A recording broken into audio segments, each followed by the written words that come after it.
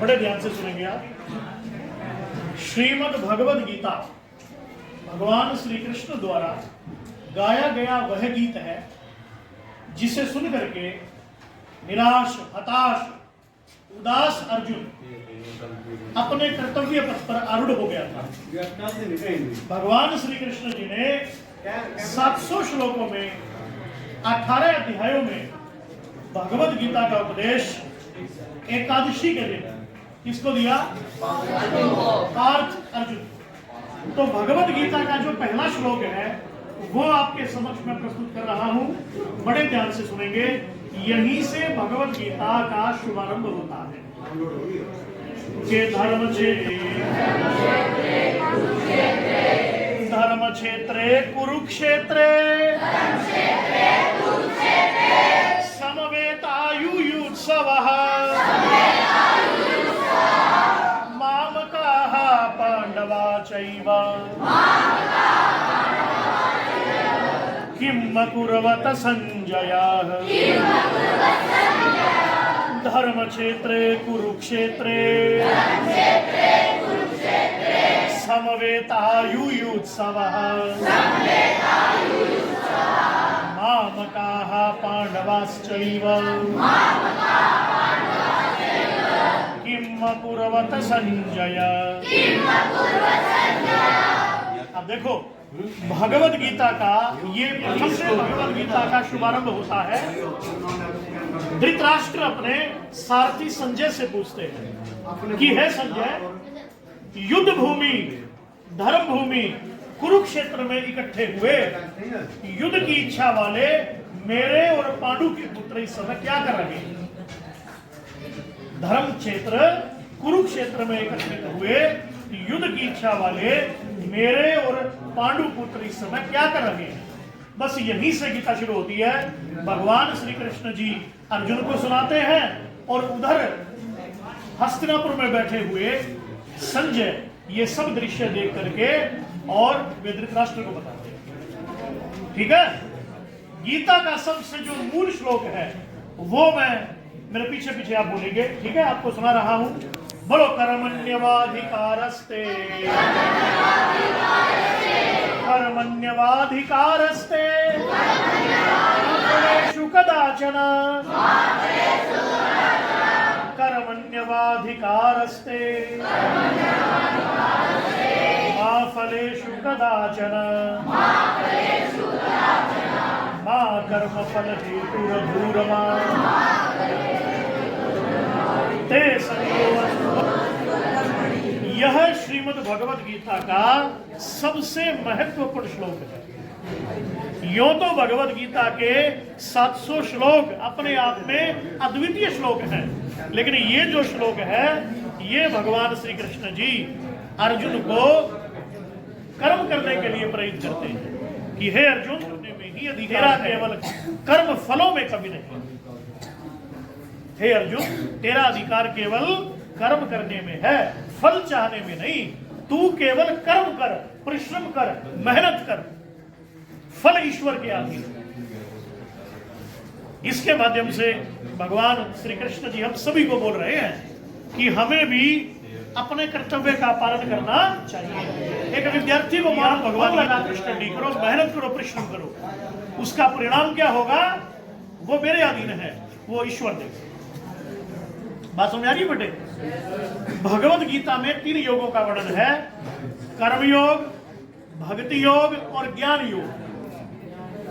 कर्म योग, ज्ञान योग और भक्ति योग। इन तीनों में भी जो सबसे महत्वपूर्ण है वो है कर्म योग। ईश्वर की आज्ञा मानकर केवल कर्म करना, केवल कर्म करना और फल ईश्वर पर छोड़ देना, यही है निष्काम कर्म योग, जो भगवद गीता का मूल सिद्धांत है। और गीता का अंतिम श्लोक क्या है? ध्यान दीजिए, मिलके बोलेंगे, यत्र योगेश्वरः कृष्णो यत्र योगेश्वरः कृष्णो यत्र पार्थो धनुर्धरः तत्र श्रीरविजयो भूतिर ध्रुवानीतिर्मतिर्ममः यत्र योगेश्वरः यत्र पार्थो धनुर्धरः तत्र श्रीरविजयो भूतिर ध्रुवानीतिर्मतिर्ममः। अंत में संजय धृतराष्ट्र से कहते हैं कि हे महाराज, अच्छा था युद्ध का क्या परिणाम हो सकता है? तो कहते हैं यत्र योगेश्वर है कृष्णो यत्र पार्थो धनुर्धरः, कि जहां योगेश्वर भगवान श्री कृष्ण है और जहां गांडीवधारी अर्जुन है, वहीं पर श्री है, वहीं पर विजय है, वहीं पर विभूति है और वहीं पर सर्वगुण वास करते हैं। बोलो भगवद गीता की जय, बोलो भगवद गीता की जय, बोलो भगवद गीता की जय।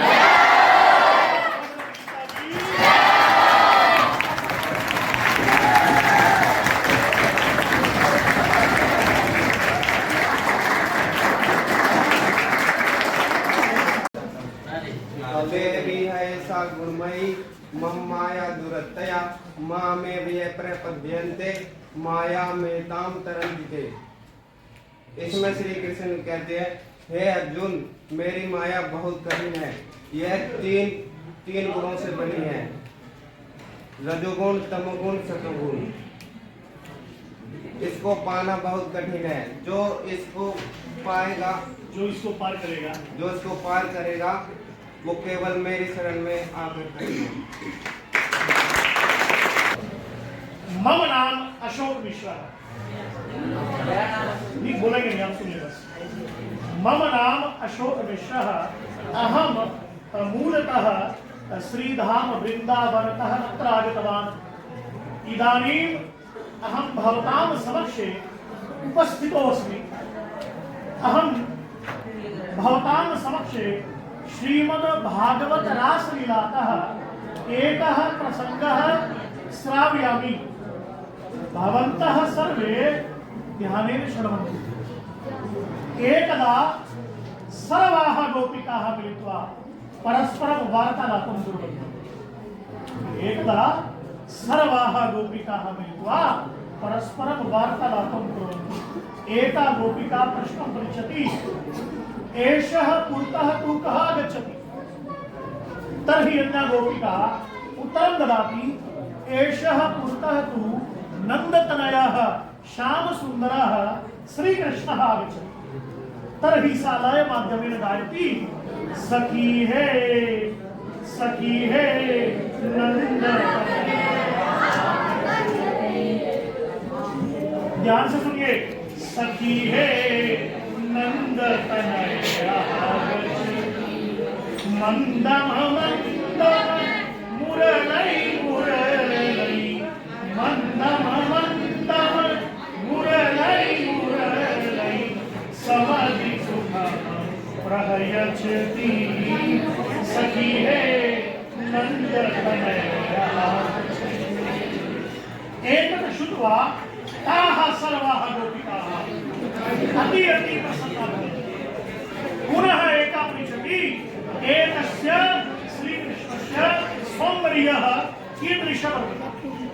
तर्हि सा गायति, वर्णापीडं नटवर्मधु करणयोः करणिकारं विप्रदवास वैजयन्ती। सखी हे नन्दतनया गच्छति, मंदम मंदम मुरलै मुरलै, मंदम मंदम मुरलै मुरलै, समधि सुखम प्रहयच्छति। सखी हे नन्दतनया। एतत् श्रुत्वा ताः सर्वाः गोपिकाः अति प्रसन्नाः भवन्ति। पुनः एका पृच्छति, एतस्य श्रीकृष्णस्य सौन्दर्यः कीदृशः वर्तते? इनकी ब्यूटी कैसी, इन केशव की सुंदरता कैसी? तर्हि सा गायति, वरहा पीडम नटवरवपु कर्णयो कर्णिकारं विभ्रदवासः कर्णकपिशं वैजयन्ती चमाला अरन्द्रान वेणोरदनसुदया पूरयन गोपवृन्दैः विशद गीत कीर्ति सखी है नंद तनया गच्छति सखी है नंद तनया गच्छति एतत् श्रुत्वा ताः सर्वाः गोपिकाः अति अति प्रसन्ना भवन्तः जानन्ते हो अहं किं वदामि कुछ समझ में आ रहा है मैं क्या बोल रहा हूं अब देखो उसका हिंदी रूपांतरण नंद कला डला चला रहा नंद कला डला चला रहा दिल को हमारे मन को तुम्हारे दिल को हमारे लिए जा रहा है नंद कला रहा है सखी है नंद तनया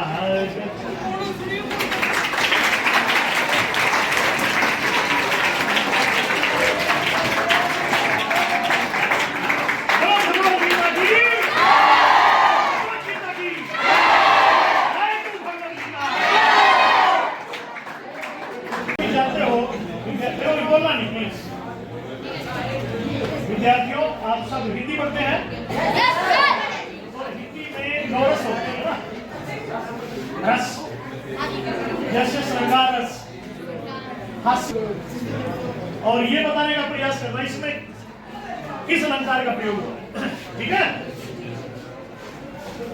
ध्यान दें किसी ने पूछा कि प्रेम की परिभाषा क्या है तो बड़े जाते रहेंगे तो कवि के शब्दों में कवि ने क्या कहा कि मोहब्बत एक एहसासों की पावन सी कहानी है मोहब्बत एक एहसासों की पावन सी कहानी है कहीं कबीरा दीवाना था कहीं मीरा दीवानी है वाह वाह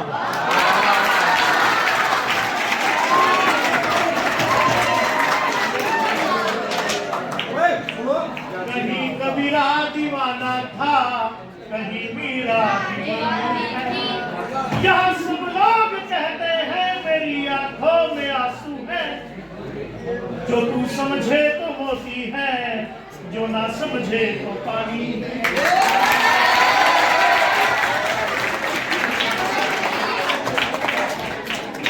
कविता का पहला नंबर 2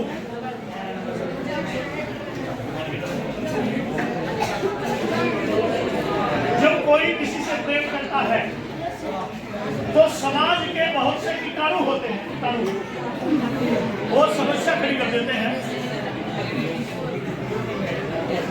अगले पद्य में कवि ने किस अलंकार का प्रयोग किया ये बताएगा सुनो ध्यान से कि भ्रमर कोई कुमुदिनी पर मचल बैठा तो हंगामा भ्रमर कोई कुमुदिनी पर मचल बैठा तो हंगामा हमारे मन में कोई ख्वाब पल बैठा तो हंगामा अभी तक डूब कर सुनते थे सब किस्सा मोहब्बत का मैं किस्से को हकीकत में बदल बैठा तो हंगामा